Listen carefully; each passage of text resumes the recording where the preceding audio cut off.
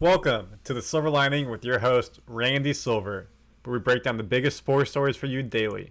Today, we have the UFC 292 press conference. It just happened. We're going to give you the reaction and all the hype, all the stories. Was it good trash talk, bad trash talk, face-offs, and so much more. Here are your two main fights as a friendly reminder. Sterling versus O'Malley in the bantamweight division. Sterling's champion. Zhang versus Lemos in the women's strawweight division. Zhang is the champion. We also have a preview show for you. Its link below will be popping up right here. So if you want to see a full recap of the whole card, you can go and see the analysis of what the card will be like. Here's the card top to bottom. Only a couple people in the press conference, so let's dive into it. Of course, we have to start. Sterling versus O'Malley. O'Malley has his traditional funky hair color, shirt off, yadded out, decked out in chains. Sterling's got chains too, but you can't see it because he's got the suit on. It was a pretty intense stare-off. Their trash talk in the press conference was, I'd give it a 6-7. They both had a couple good one-liners. Some was cringe, some was not. Sterling was much more animated. Sean was more cool and collective. The crowd was definitely pro-Sean. Definitely the fan favorite here. And he let the crowd do the talking for him. They really tried to drown out Sterling whenever he talked. Here's one more. And of course, champ, after the stare down, puts the belt on. One cool thing, a callback from the last time Sterling fought, Merab has Sean's jacket. So the jacket on the right, Merab is his teammate and friend. That is Sean's jacket. How?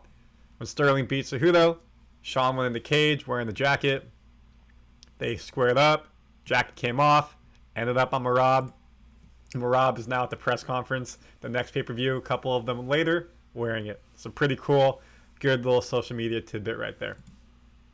Your co-main event, Zhang versus Amanda. Wei Li speaks Chinese. Her English is not that good, so she prefers Chinese. Lemos speaks Portuguese. She's Brazilian. So there was zero trash talk here. Translators were trying to do the talking of the questions to them, and it just came off very flat. They respect each other. They shook their hands before the press conference when they were doing the stare down. So unfortunately, this just wasn't a big trash talk type of scenario. And here's the champ with her belt. This stole the show. Neil Magny versus Ian Gary.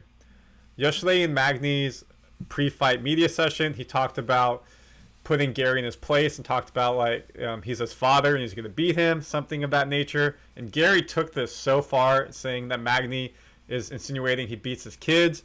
Anytime Magny tried to speak, Gary would speak over him, saying he's not allowed to talk. You shouldn't give someone the time of day who beats their children and things of that nature. It kind of got cringe. It kind of crossed the line. Almost, for me personally, was annoying. Gary didn't let Magny speak at all. Anytime he tried to say something, it was just over him. People were trying to get questions about his mindset into the fight analysis. It was too much. Gary definitely probably made some fans, kind of do the McGregor thing. He probably lost some fans trying to do the McGregor thing. Now, this made a very, very fiery stare down right here. They definitely had the security guards and Dana holding them back. It was a lot of smack talk going. Cool thing is, this has built this fight up so much more. This makes this fight the third fight you want to see on the card.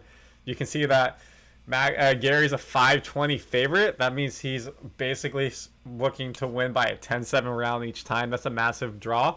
So we'll see. But this definitely made the card much more interesting with the fiery coming from this fight. Some other people on the card that were shown here. You got Chris Weidman versus Brett Tavares. Weidman's coming back for his first fight in 2 years since he broke his leg in Jacksonville. Great to see him back. The fans gave him a big rousing ovation. And then Marlon Vera versus Pedro Munoz.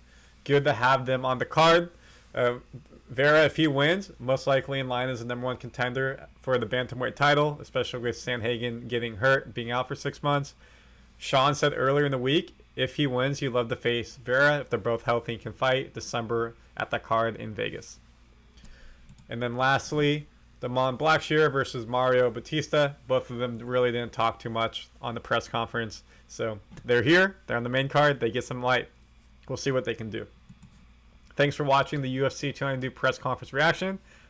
The weigh-ins are tomorrow in the morning. Then the unofficial weigh-ins when they get to do a final stare downs in the afternoon.